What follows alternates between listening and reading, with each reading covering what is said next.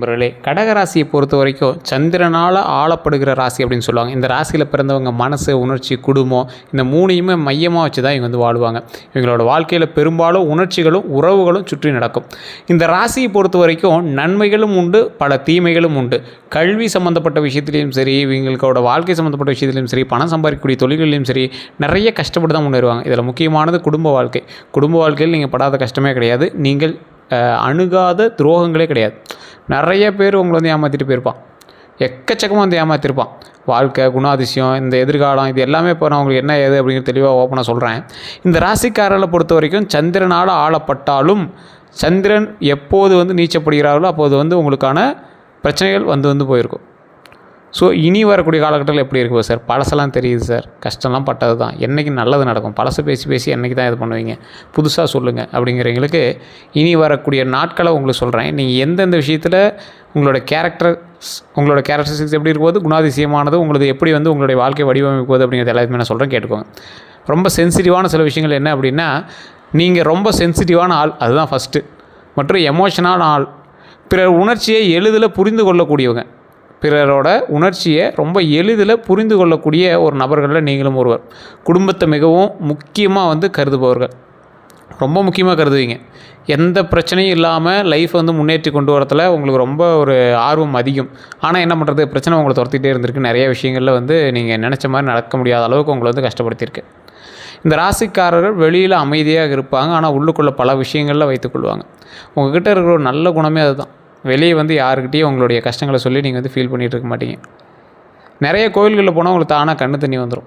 உங்களுடைய கஷ்டங்களை சொல்லியே நீங்கள் வந்து நிறையா ஃபீல் பண்ணி கண்ணு தண்ணி விட்டுருப்பீங்க. இந்த ராசிக்காரர்களை பொறுத்த வரைக்கும் நல்ல குணாதிசயங்கள் கொண்ட ராசிக்காரர்கள் அப்படின்னு சொல்லுவாங்க. அன்பு மற்றும் பரிவு இதுதான் உங்களோட மெயின் பர்பஸ் அப்படின்னு சொல்லுவாங்க. அன்பும் பரிவு தான் உங்களுடைய மெயின் பர்பஸ் அப்படின்னு சொல்லுவாங்க. மிகப்பெரிய நன்மைகள் தரக்கூடிய சில ராசிகளில் இது ஒரு முதன்மையான ராசி அப்படின்னு சொல்லுவாங்க.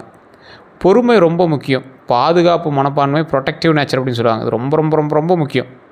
உங்களோட லைஃப்பில் எந்த அளவுக்கு நீங்கள் வந்து பாதுகாப்பு மனப்பான்மையோடு இருக்கீங்களோ அந்த அளவுக்கு வந்து மேன்மைக்கு வரதுக்கான வாய்ப்புகள் ரொம்ப அதிகம். நீங்கள் ரொம்ப நம்பிக்கைக்குரியவர்னு சொல்லுவாங்கள்ல, இருந்தாலும் ரொம்ப நம்பிக்கைக்குரியவன் அப்படிம்பாங்கள்ல, அந்த மாதிரி வந்து வாழ்க்கையில் ரொம்ப நம்பிக்கைக்குரியவர். நீங்கள் வாழ்க்கையில் அடுத்து என்ன பண்ணணும் என்ன பண்ணக்கூடாது அப்படிங்கிறதுல ரொம்ப நம்பிக்கையோடு செயல்படக்கூடிய நபர்கள் நீங்கள். குறைகள் அப்படின்னு பார்த்திங்கன்னா, உங்கள்கிட்ட குறைகள்னு பெருசாக எதுவும் சொல்ல முடியாது, ரொம்ப தேடி தான் சொல்கிற மாதிரி இருக்கும். மனதில் எளிதில் பாதிப்பு ஏற்படும். நீங்கள் ஏதாவது ஒரு விஷயத்தை எடுத்துக்கிறீங்க, மனசுக்குள்ளேயே போட்டு குழம்பிக்கிங்க, நீங்களே உங்களை வந்து வருத்திக்கிற மாதிரி உங்களோட மைண்டை போட்டு டென்ஷன் பண்ணிக்கிங்க. அது தேவையில்லாத வேலை. ஓவர் திங்கிங் தான் உங்களுடைய தேவையில்லாத ஒரு நெகட்டிவ் விஷயம். ஒரு விஷயத்தை ஓவராக திங்க் பண்ணாதீங்க. அதனால் நீங்கள் திங்க் பண்ணுறதுனால ஏதாவது பிரயோஜனம் இருக்குதான்னு பாருங்கள். அதை மட்டும் மைண்டில் ஞாபகம் வச்சுட்டு பண்ணுங்கள். பாஸ்ட்டு நினைவுகளை விட முடியாமல் ரொம்ப அப்படியே போட்டு குழம்பிட்டு இருக்கிறது, பாஸ்ட்டு விட்டுருங்க. லைஃப்பை மைண்டை கொஞ்சம் அப்படியே நீட்டாக கொண்டு போகிறதுக்கான வழியை பாருங்கள். அதுதான் மெயின். மூட் ஸ்விங் இருக்கும் அடிக்கடி, அப்படி திரும்பிக்கலாம் இப்படி திரும்பிக்கலாங்கிற மாதிரி மூட் ஸ்விங், அதெல்லாம் கொஞ்சம் சரி பண்ணுங்கள். அதுதான் வந்து வாழ்க்கையில் முன்னேறதுக்கு ஒரு அற்புதமான ஒரு விஷயமா இருக்கும். உறவு மற்றும் காதல் வாழ்க்கையெல்லாம் பார்த்திங்கன்னா, காதலில் மிகவும் டீப் அட்டாச்மெண்ட், ரொம்ப டீப் அட்டாச்மெண்ட் சொல்லுவாங்க. ஏதாவது உள்ளே போனீங்கன்னா ரொம்ப டீப்பாக உள்ளே போயிடுவீங்க. ஒரு நபரை நேசித்தா அவங்களுக்காகவே எல்லாம் செய்வீங்க. ஒரு லவ் அப்படின்னா கற்றுக்கணுன்னா இவர்கிட்ட தான் கற்றுக்கணும். அந்தளவுக்கு வந்து ரொம்ப டீப்பாக அட்டாச்மெண்ட்டோட இருக்கக்கூடிய ஒரு நபர். ஆனால் ஹர்ட் ஆனதும் மனசில் வச்சுக்கொள்வாங்க. சின்ன விஷயம் உங்களை ஹர்ட் பண்ணியிருந்தால் கூட அதை நீங்கள் மைண்ட்லேயே வச்சுருப்பீங்க. சரியான நாள் பார்த்து அதை சொல்லிடுவீங்க. அதுக்காக நீ பழி வாங்கக்கூடிய அளவுக்கு கெட்டவன்லாம் கிடையாது. ஒரு குழந்தை மனப்பான்மை கொண்ட ஒரு எளிய மனிதன். 1000 பேர்த்தில் ஒருத்தன் சார், ஒருத்தன் அடித்தா கூட அவனை திருப்பி போய் அடிக்கணும் அப்படிங்கிற அளவுக்குலாம் மைண்டில் இல்லை சார். கோவம் வரும் சார், ஒரு காமன் மேன் மாதிரி இருக்கும் சார் அப்படிங்கிற நபர் நீங்கள். அதனால் பெருசாலாம் ஹர்ட் ஆனாலும் வெளியே காமிச்சிக்க மாட்டீங்க. திருமண வாழ்க்கையை பொறுத்த வரைக்கும் நல்ல குடும்ப வாழ்க்கையை வந்து உருவாக்குவாங்க. ஆனால் கொஞ்சம் லேட்டாக தான் வந்து உங்களோட லைஃப் வந்து உருவாகும். ஆனால் பார்ட்னர் புரிந்து கொள்ளாதால் மன அழுத்தம் உங்களுக்கு கொஞ்சம் அதிகமாகவே இருக்கும். அதான் ஒரு லேட் மேரேஜ் நடக்கும், லேட் ரிலேஷன்ஷிப் நடக்கும். அப்படி முன்னாடியே நடந்துச்சு அப்படின்னாலும் பார்ட்னர்கிட்ட சரியான புரிதல் இல்லாமல் தேவையில்லாமல் சண்டைலாம் பண்ணுவீங்க, மன அழுத்தம்லாம் உங்களுக்கு கொஞ்சம் இருக்கும். அந்த மாதிரி விஷயத்தில் மட்டும் கொஞ்சம் எச்சரிக்கையாக இருந்தால் பரவாயில்ல. வேலை அப்புறம் இந்த பண வரவு இதெல்லாம் வந்து பார்த்திங்கன்னா, கேர், க்ரியேட்டிவிட்டி, கம்யூனிகேஷன் தொடர்பான வேலைகள் சூட் ஆகும். அதை ரொம்ப கேர் பண்ணி பண்ணணும், க்ரியேட்டிவிட்டியோடு பண்ணணும். கம்யூனிகேஷன் ஸ்கில்லை கொஞ்சம் அதிகம் பண்ணிட்டீங்க அப்படின்னா நீங்கள் நிறைய விஷயத்தில் சூட்டபுளாக இருப்பீங்க, நிறைய வேலைக்கு சூட் ஆவீங்க. நீங்களும் டீச்சிங் ப்ரொஃபஷனுக்கு கொஞ்சம் நல்லா ஆள். நீங்கள் படித்து டீச்சிங்காக இருந்ததா அப்படின்னு மறக்காம கமெண்ட் செக்ஷனில் பார்த்துவிடுங்க. நான் சொல்கிறது கரெக்டாக இருக்கான்னு மறக்காம கமெண்ட் செக்ஷனில் பார்த்துவிடுங்க. நர்சிங் கரெக்டாக இருக்கும், ஆர்ட்டு, ரைட்டிங்கு, பிஸ்னஸ் இதெல்லாம் உங்களுக்கு கொஞ்சம் நல்லா கரெக்டாகவே இருக்கும். வேலைக்கு போவீங்க, நிறையா வேலையை மாற்றி மாற்றி மாற்றி மாற்றி பண்ணிகிட்டே இருப்பீங்க. வேறு வேலை மாற்றலாம், அந்த வேலையை மாற்றலாம் அப்படின்னு நிறையா மாற்றி மாற்றி பண்ணிகிட்டே இருப்பீங்க. ஒரு வேலையில் நீங்கள் அதிகபட்சம் நிறையா நாள்லாம் உட்காந்துருக்க மாட்டீங்க. இந்த ராசியோட ஒரு இயல்பே அதுதான். பணம் அப்படின்னா சேமிக்கக்கூடிய பழக்கம் இருக்கும். ஃபேமிலி தேவைக்காக செலவு செய்வாங்க. கொஞ்சம் பொறுமையாக நிதானமாக பண்ணிங்கன்னா நன்மை உண்டு.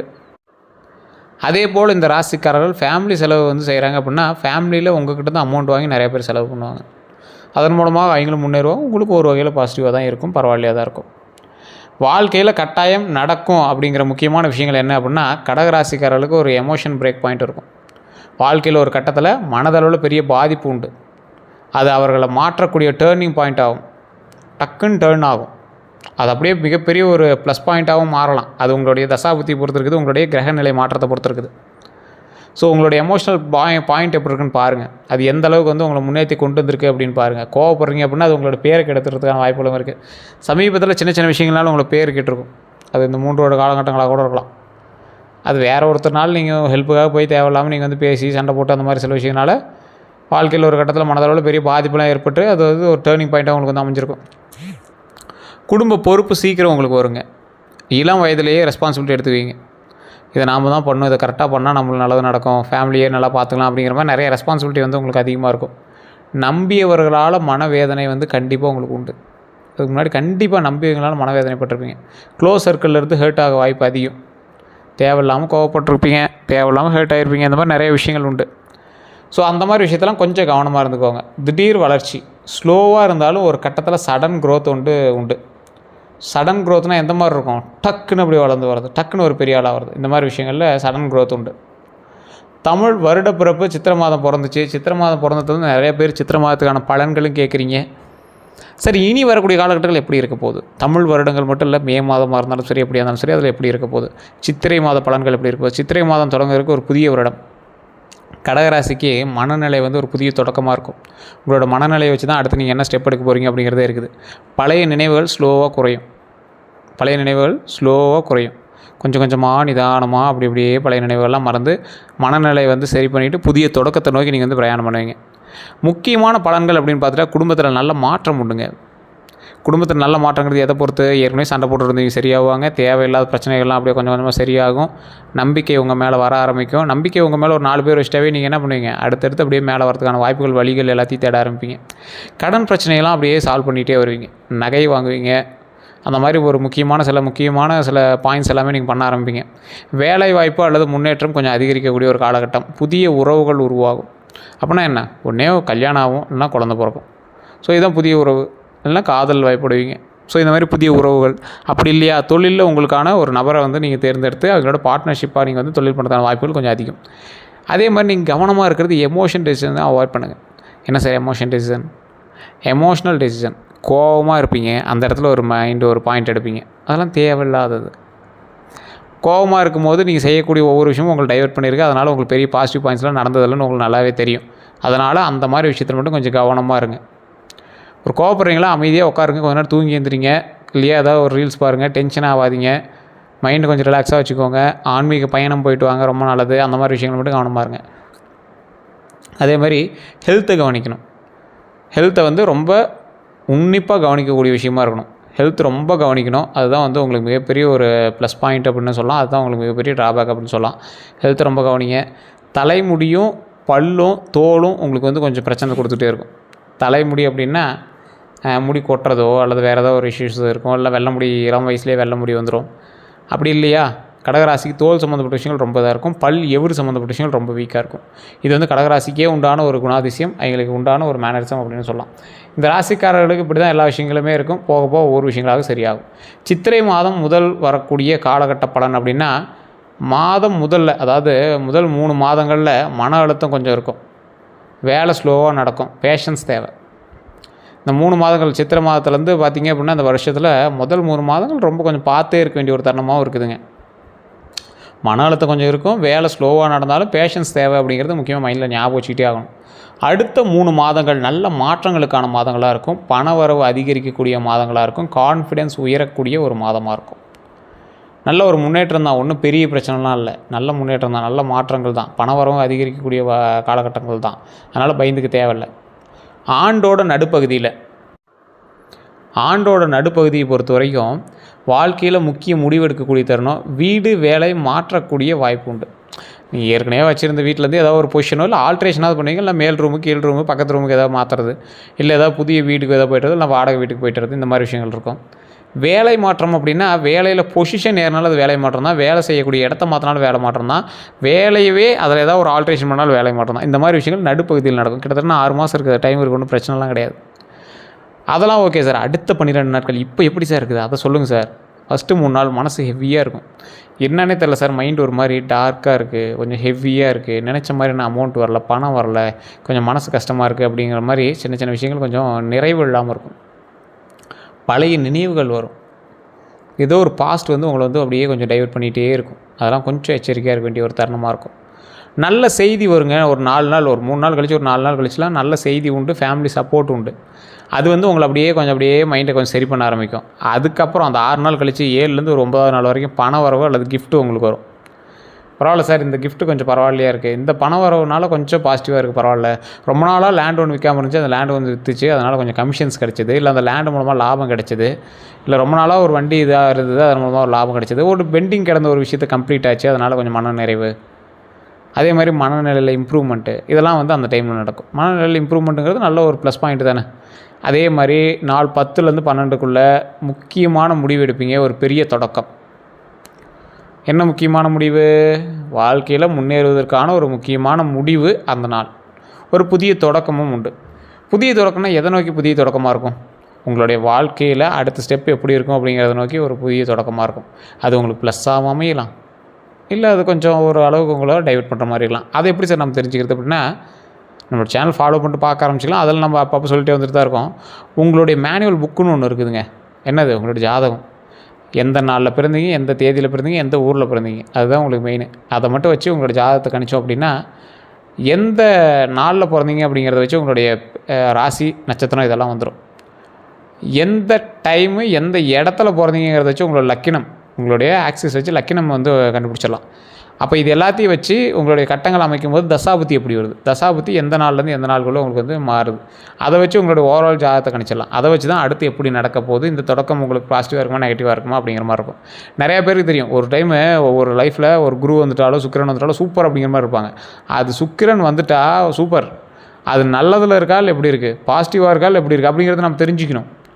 அதே போல் பரவாயில்ல சார் பாசிட்டிவாக இருக்குது அப்படின்னா, உங்களுடைய வீட்டில் உங்கள் குழந்தைகள், மனைவி, கணவன் அந்த மாதிரி இருக்காங்க, மனைவி இருக்காங்க, உங்களுடைய தாய் தந்தை இருக்காங்கன்னா அவங்களுக்கு எப்படி இருக்குது, அதை பொறுத்து உங்களோட மாற்றங்கள் இருக்கிறதுக்கான வாய்ப்புகள் இருக்குது. ஏன்னா ஒரு மனிதன் பிறக்கிற போது அவனுடைய ஜாதகம் மட்டும் அவனை ஃபுல்லாக விளையாடுறதில்ல, அவனுடைய கூட இருக்கிறவனோட ஜாதகம் சேர்ந்து விளையாடுது.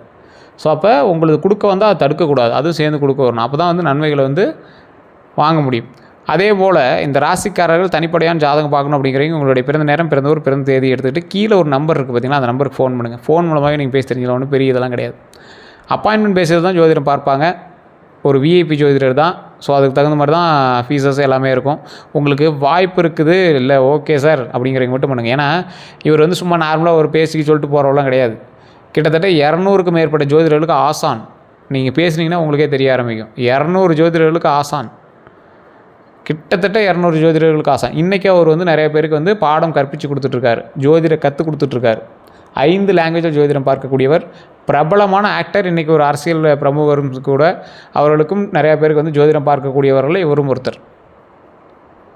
அடுத்து என்ன பண்ணுங்கிறத கூட அப்பப்போ செக் பண்ணி சொல்லிகிட்டே இருக்காங்க. இந்த மாதிரி சீக்ரெட் ஜோதிடர்கள்லாம் நீங்கள் அவ்வளோ சீக்கிரம் நேரில் பார்த்துருக்க மாட்டீங்க. ஒரு டைம் நீங்கள் பார்த்துறீங்க அப்படின்னா நீங்கள் விடவும் மாட்டீங்க. அந்தளவுக்கு அப்படியே லிங்க் ஆகிட்டு போயிட்டே இருப்பீங்க. இது நீங்கள் ப்ரமோஷனாக எடுத்துட்டாலும் சரி, இல்லை எப்படி எடுத்துட்டாலும் சரி. எனக்கு சில விஷயங்கள் வந்து கரெக்டாக சொன்னாங்க, கரெக்டாக பண்ணாங்க, அதை அடுத்தடுத்து அப்டேட் பண்ணிகிட்டே இருக்காங்க. அதே போல் தான் நான் வந்து உங்களுக்கு ஒரு லிங்காக தான் கொடுக்குறேன், நீங்கள் வேணும்னா மட்டும் பயன்படுத்திக்கலாம். அதே போல் காதல் பிரச்சனை, இந்த வசியம் சம்மந்தப்பட்டது, இந்த மாதிரி எல்லா விஷயத்துக்கும் தீர்வும் இவர் வச்சுருக்கார். Up to date A to Z கம்ப்ளீட்டாக வந்து இவர் வந்து எல்லாத்தையும் கிளியர் பண்ணி கொடுத்துறாரு. உங்களுக்கு வேணும் அப்படின்னா மட்டும் நீங்கள் அதை பயன்படுத்திக்கலாம்.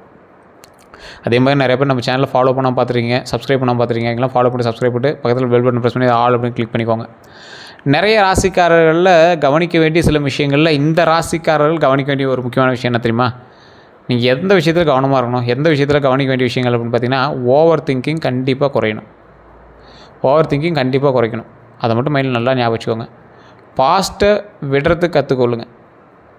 ஹெல்த்தை கண்டிப்பாக கவனிக்கணும். நெகட்டிவிட்டியை அவாய்ட் பண்ணுங்கள். இது 4 மட்டும் சரி பண்ணிட்டீங்க அப்படின்னா ரொம்ப நல்லது. ஓவர் திங்கிங் நீங்கள் என்ன பண்ணாலும் கண்டிப்பாக குறைச்சே ஆகணும், வேறு வழியே இல்லை. பாஸ்ட்டை கண்டிப்பாக விடுறதுக்கு கற்றுக்குங்க. ஹெல்த்தை கவனிச்சுக்கணும். கண்டிப்பாக ஹெல்த்தை கவனிச்சுக்கோங்க. நெகட்டிவிட்டியை அவாய்ட் பண்ணிக்கோங்க.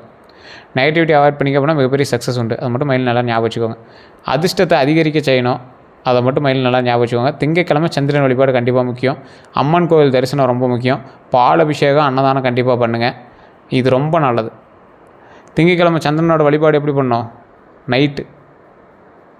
அதே போல் சிவன் ஆலயத்துக்கு போனீங்கன்னா சந்திரன் சூரியன் இருப்பாங்க, சந்திரன்கிட்ட வழிபாடு பண்ணலாம். இல்லை நவகிரகங்கள் வழிபாடு பண்ணிங்கன்னா அங்கே வந்து திங்கட்கிழமை சந்திரன் வழிபாடு பண்ணலாம். நீங்கள் நார்மலாக சாயங்காலம் அல்லது 6-7 மணிக்கு மேலே சந்திர பகவானை பார்த்து நீங்கள் வழிபட்டாலும் அது வந்து சந்திர வழிபாடு தான்.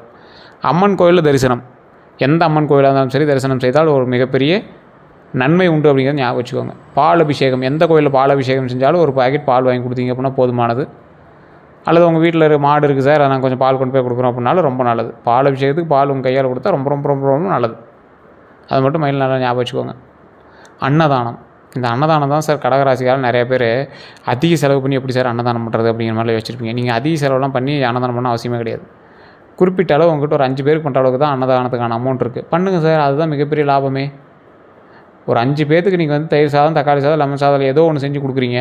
அதன் மூலமாக எங்கள் வயிறு நம்பியது, மனது நம்புது. அதுதான் உங்களுக்கு மிகப்பெரிய ஒரு சாப விமோச்சனம். சரி சார், இந்த கடகராசிக்காரர்கள் மனதில் பல சோதனைகள் இருந்தாலும் அவங்க அன்பால் வெற்றி பெறுவாங்க அப்படிங்கிறது ஒரு உண்மை. ஸ்லோவாக இருந்தாலும் வாழ்க்கையில் நிலையான உயர்வு இருக்குங்கிறது உண்மை. அதனால் பயந்துக்கு தேவையில்லை. வாழ்க்கையில் சின்ன சின்ன விஷயங்கள், சின்ன சின்ன கஷ்டங்கள் வந்து போகும். இப்போ நான் சொன்ன விஷயங்கள்லாம் உங்கள் லைஃப்பில் வந்து போயிருக்கலாம். ஓவர் திங்கிங்கு, பாஸ்ட்டு, இந்த ஹெல்த் இஷ்யூஸு, நெகட்டிவிட்டி அவாய்ட் பண்ணுறது, இந்த முடி பிரச்சனை, இதெல்லாம் நிறைய உங்களுக்கு வந்துட்டு போயிருக்கும். ஆனால் சொன்னது எந்தளவுக்கு உண்மை அப்படின்னு மறக்காம கமெண்ட் செக்ஷனில் பார்த்து விடுங்க. அடுத்த 12 நாட்கள் உங்களுக்கு எப்படி இருக்க போகுதுன்னு அடுத்த வீடியோக்கள் நான் சொல்ல போகிறேன். அதுக்கு நம்ம சேனலை ஃபாலோ பண்ணிட்டு தான் நீங்கள் வந்து பார்த்தாகணும். ஸோ ஃபாலோ பண்ணிக்கோங்க. கமெண்ட் செக்ஷனில் நான் சொன்ன விஷயங்கள்லாம் செட் ஆச்சு அப்படின்னு மறக்காமல் சொல்லுங்கள். அதே போல் ஓம் பத்ராளியம்மனை போற்றி, ஓம் பத்ராளியம்மனை போற்றி, ஓம் பத்ராளியம்மனை போற்றி அப்படின்னு மறக்காமல் கமெண்ட் செக்ஷனில் 3 டைம் பதிவிடுங்க. எப்போ ஃப்ரீ டைமாக இருக்கீங்களோ அப்போ வந்து ஓம் பத்ராளியம்மனை போற்றி, ஓம் பத்ராளியம்மனை போற்றி, ஓம் பத்ராளியம்மனை போற்றி அப்படின்னு மறக்காமல் அப்பப்போ சொல்லி பாருங்கள். அது ரொம்ப மிகப்பெரிய பாசிட்டிவ் வைப்பை கொடுக்கும்.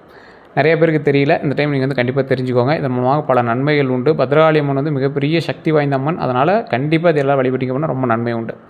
சரி சார், நம்ம சேனலை ஃபாலோ பண்ணிக்கோங்க. இந்த வீடியோ பிடிச்சா கண்டிப்பாக உங்கள் நண்பர்கள் பகிருங்க. எல்லோருக்கும் நன்றி.